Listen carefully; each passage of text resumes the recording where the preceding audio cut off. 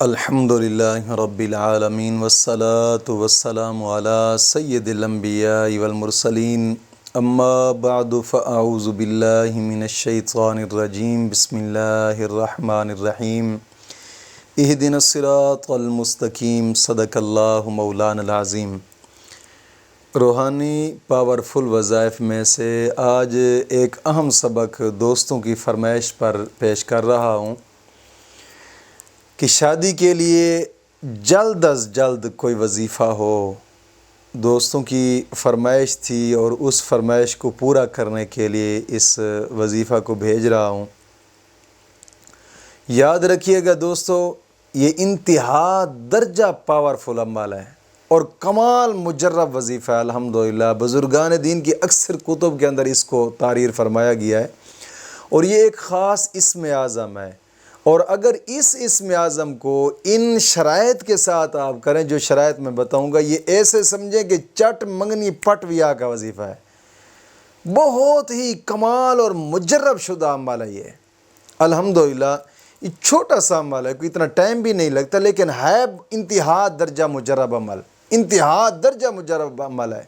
اور اس کو وہ لوگ بھی کر سکتے ہیں کہ جو کسی خاص جگہ پہ شادی کرنا چاہتے ہیں، وہ بھی کر سکتے ہیں کہ یار جو چاہتے ہیں بس کہیں پر ہماری شادی ہو جائے، وہ بھی کر سکتے ہیں۔ اور وہ بھی کر سکتے ہیں کہ جن کے گھر کے اندر نا اتفاقیاں ہیں، نچاکیاں ہیں، میاں بیوی کے اندر محبتیں نہیں ہیں، ان کے اندر لڑائیاں جھگڑے رہتے ہیں، بہن بھائیوں کے اندر لڑائی جھگڑے رہتے ہیں۔ محبت کے لیے بھی بڑا کمال مجرب وظیفہ یہ الحمدللہ۔ لیکن اس کو کرنا ان شرائط کے ساتھ ہے جو شرائط میں بتاؤں گا۔ ظاہری بات ہے اگر شرائط پر آپ عمل نہیں کریں گے تو پھر رجت کا معاملہ بن جائے گا، اور جب رجت کا معاملہ بن گیا آپ پھر لاکھوں وظیفے کرتے رہیں، کوئی وظیفہ بھی اثر نہیں کرے گا۔ جب آپ رجت کے شکار بن جاتے ہیں تو پھر اس کا نتیجہ یہی نکلتا ہے۔ رجت ہوتی کیسے ہے؟ ایسے ہی ہوتی ہے، آپ نے کسی ایسے آدمی کا وظیفہ کر ڈالا جو خود کامل نہیں ہے، یا پھر وظیفہ کرتے کرتے چھوڑ دیا، ناغہ کر دیا، یا پھر کوئی شرائط چھوڑ دی ہے، پھر ان سے جناب علی رجت کا معاملہ بن جاتا ہے۔ اور جب رجت کا معاملہ بن گیا پھر آپ سوچتے رہ جائیں گے، کوئی بھی وظیفہ اثر نہیں کرے گا۔ کوشش فرمائیں کہ اگر ان شرائط کے ساتھ آپ عمل کریں گے تو انشاءاللہ العزیز انتہا درجہ آپ فائدہ پائیں گے انشاءاللہ العزیز۔ آج کے وظیفے کی سب سے پہلی شرط یہ ہے کہ نماز کی پابندی کرنی ہے، اور ہر نماز کے بعد 11 مرتبہ کلمہ طیبہ اور 11 مرتبہ درود پاک یہ اشد ضروری ہے۔ دوستو نماز کی پابندی لازمی کیا کریں۔ حدیث پاک میں آتا ہے آقا کریم صلی اللہ علیہ وسلم نے ایک مرتبہ اپنے پیارے صحابہ سے پوچھا کہ میرے صحابہ بتاؤ، جس شخص کے گھر کے آگے نہر ہو اور وہ شخص نہر کے اندر 5 مرتبہ نہاتا ہے، کیا اس کے کاندھے پر، اس کے جسم پر میل رہے گی؟ صحابہ کرام عرض کرنے لگے یا رسول اللہ نہیں۔ حضور نے فرمایا یہی مثال ہے نمازی کی، جب 5 وقت وہ نماز پڑھتا ہے نا تو اس کے کاندھوں پر گناہوں کا میل بھی نہیں رہتا۔ دوستو نماز دین اسلام کا ایک اہم رکن ہے۔ حدیث پاک میں آتا ہے آقا کریم صلی اللہ علیہ وسلم نے فرمایا الصلاۃ معراج المومنین، نماز مومن کی معراج ہے۔ اور ایک حدیث پاک میں فرمایا، حضور نے فرمایا کہ نماز میری آنکھوں کی ٹھنڈک ہے، اور نماز میری آنکھوں کی ٹھنڈک ہے۔ اور وہ کون سا امتی ہے یار جو حضور کی آنکھوں کو ٹھنڈک نہیں پہنچانا چاہتا؟ نماز تو دین اسلام میں بڑا اہم رکن ہے، اور یہی نماز ہی ہے جس میں انسان اپنے رب سے باتیں کرتا ہے۔ حضرت علی کا فرمان مبارک ہے کہ جب میرا دل چاہتا ہے نا میں اپنے رب کی باتیں سنوں، فرمایا میں قرآن پڑھنا شروع کر دیتا ہوں، اور جب دل چاہتا ہے میں اپنے رب سے باتیں کروں پھر نماز پڑھنا شروع کر دیتا ہوں۔ دوستو کوشش فرمائیں نماز کی پابندی لازمی کریں، اور ہر نماز کے بعد 11 مرتبہ کلمہ طیبہ اور 11 مرتبہ درود پاک یہ اشد ضروری ہے۔ اور دوسری شرط اپنے تمام گناہوں سے توبہ اور آئندہ گناہ نہ کرنے کا ایک پختہ عزم کرنا۔ اللہ رب العزت قرآن کریم میں ارشاد فرماتا ہے ان اللہ یحب التوابین ویحب المتطہرین، گناہوں سے توبہ کرنے والوں اور صاف ستھرا رہنے والوں کو اللہ اپنا دوست رکھتا ہے۔ دوستو کوشش فرمائیں، یہ کوئی مشکل نہیں ہے، کوئی مشکل نہیں ہے یہ شرائط۔ گناہوں سے توبہ کریں گے، گناہوں سے توبہ کرنے کا سب سے پہلا فائدہ تو یہ ہوتا ہے کہ انسان کی دعائیں قبول ہوتی ہیں، اور دوسرا فائدہ یہ ہوتا ہے کہ انسان کی دل کی آرزوئیں پوری ہوتی ہیں۔ گناہوں سے توبہ کرنے سے دل کا بوجھ ہلکا ہوتا ہے، اور اللہ رب العزت قرآن کریم میں ارشاد فرماتا ہے توبوا الی اللہ توبۃ نصوحا، گناہوں سے ایسے توبہ کرو کہ دوبارہ تم سے کوئی گناہ نہ ہو۔ دوستو کوشش فرمائیں، اور سب سے بڑا فائدہ جو توبہ کا ہوتا ہے نا وہ یہ ہے، آقا کریم صلی اللہ علیہ وسلم نے فرمایا کہ التائب حبیب اللہ، توبہ کرنے والے کو اللہ اپنا دوست رکھ لیتا ہے، اور جس کو اللہ اپنا دوست رکھ لے تو دنیا کی کیا چیز ہے جو اس سے بعید ہے، اس سے نہیں مل سکتی۔ کوشش فرمائیں یار۔ اور تیسری شرط، روزانہ کی بنا پہ کم از کم 2 رکوع قرآن پاک کی تلاوت کے لازمی کریں، لازمی۔ ایک تو حدیث پاک میں آتا ہے کہ ہر حرف پر مولا کریم 10 نیکیاں عطا فرماتا ہے، 10 گناہ معاف ہوتے ہیں، 10 درجات بلند ہوتے ہیں۔ اور قرآن کریم کی تلاوت کرنے کے بعد انسان جو بھی جائز دعا مانگے مولا کریم اس کی دعا کو قبول فرماتا ہے۔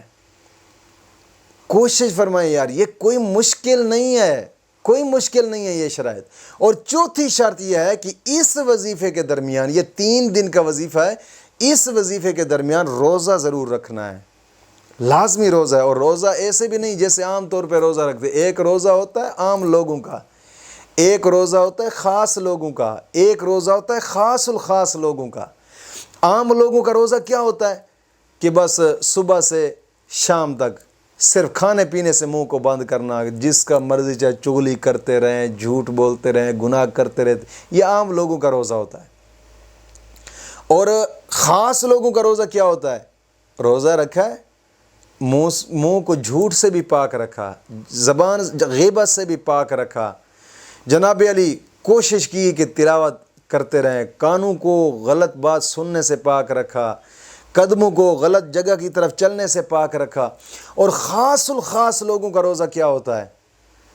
زبان تو بند کی ہے، کان بھی بری چیز سننے سے بند رہے، اور زبان بھی غیبت، جھوٹ، چغلی سے بالکل پاک رہے، اور ہر وقت پورا دن اپنے رب کی یاد میں لگا رہے۔ یہ ہے خاص الخاص لوگوں کا روزہ، اور ایسا روزہ رکھنا چاہیے ہر مسلمان کو۔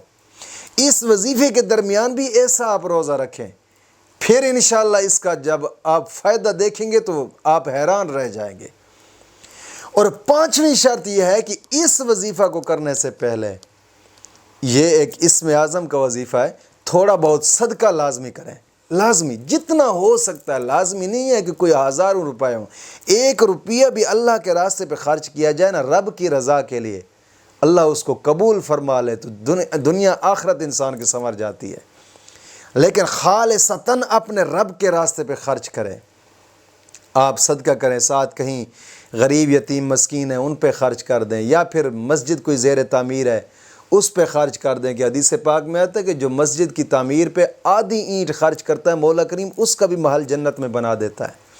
کوشش فرمائیں یار۔ یا پھر دین کی اشاعت کے ادارے، صدقہ تو کرنا ہی کرنا ہے، بے شک صدقہ فطر کر دیں، اور صدقہ فطر بے شک اچھا ہوتا ہے کہ آپ عید کے آنے سے پہلے بلکہ شروعات رمضان میں کر دیں، تاکہ جو غریب یتیم مسکین ہیں جو اس کے مستحق ہیں، تاکہ وہ بھی عید تمہارے ساتھ خوشیوں کے ساتھ گزار سکیں، وہ بھی اپنے کپڑے لے سکیں، وہ بھی عید کے لیے اپنا کچھ نہ کچھ کر سکیں۔ کوشش کرنی چاہیے۔ اگر اینڈ پہ آپ ادا کریں گے تو وہ بیچارے کہاں خرچ کریں گے؟ کیا وہ تمہارے ساتھ عید کریں گے، یا کیا وہ کچھ لے سکیں گے؟ کوشش فرمائیں، بے شک صدقہ فطر کر دیں، ان شرائط میں بہتر ہے، ورنہ صدقہ لازمی کریں۔ حدیث پاک میں آتا ہے الصدقہ ترد البلا، صدقہ مصیبتوں کو ٹالتا ہے، مشکلات دور ہوتی ہیں، اور صدقہ جہنم کے 70 دروازے بند کر دیتا ہے۔ کوشش فرمائیں یار، یہ کوئی مشکل نہیں ہے۔ اور 6ٹھی شرط یہ ہے، اپنے قریبی رشتہ دار، بہن بھائی، والدین میں سے جو روٹھے ہوئے ہیں ان کو منانے کی کوشش کریں۔ حدیث پاک میں آتا ہے کہ جو اپنوں سے زیادہ دیر نہیں بولتا مولا کریم ان کی دعاؤں کو قبول نہیں فرماتا۔ کوشش فرمائیں ان شرائط پر عمل کر کے آپ اس وظیفے کو کریں۔ اور 7ویں شرط یہ ہے، ہر وقت باوضو رہنا ہے، ہر وقت۔ اور 8ویں شرط یہ ہے کہ کوشش فرمائیں اس اسم اعظم کو پڑھتے رہنا ہے۔ یہ 8ویں شرط اس لیے کہہ رہا ہوں، ہاں کوئی لازمی بات درمیان میں کرنی ہے تو اور بات ہے، ورنہ بات کے علاوہ اس اسم اعظم کو پڑھتے رہنا ہے۔ ان 8 شرائط پر عمل کر کے آپ اس وظیفے کو کریں، انشاءاللہ العزیز 3 دن پورے نہیں گزریں گے جہاں آپ چاہیں گے وہیں پہ رشتہ ہوگا انشاءاللہ العزیز۔ اور وہ اسم اعظم کیا ہے؟ انہی شرائط پر عمل کر کے نماز کی پابندی کرنی ہے، کوشش کرنا ہے نوافل بھی پڑھتے رہیں، یعنی نماز چاشت اشراق یہ بھی پڑھتے رہیں، نماز اوابین بھی پڑھتے رہیں اور نیکی کا کام کرتے رہیں، اور انہی شرائط پر عمل کر کے ایک ہی لفظ ہے، بس اس لفظ کو چلتے پھرتے اٹھتے بیٹھتے پڑھتے، یعنی 3 دن کے اندر 12,000 کی تعداد پوری کرنی ہے، بس 3 دن کے اندر صرف 12,000 کی تعداد پوری کرنی۔ بے شک وہ آپ ایک دن کر لیں، دوسرے دن کر لیں، تیسرے دن، 3 دن کے اندر کرنا ہے، اس سے زیادہ نہیں کرنا۔ وہ اسم اعظم کیا ہے؟ یا بدو ہو، یا بدو ہو، یہ رب تعالیٰ کا ایک خاص نام ہے، اور اس اسم اعظم کو آپ چلتے پھرتے اٹھتے بیٹھتے پڑھتے رہیں انشاءاللہ العزیز، انشاءاللہ العزیز، ایسے جیسے چٹ منگنی پٹ ویا ہوتا ہے ایسے انشاءاللہ نکاح ہوگا اور ایسے شادی بھی ہوگی۔ کمال مجرب ترین یہ وظیفہ ہے۔ الحمدللہ، مولا کریم دین متین کی سمجھ عطا فرمائے۔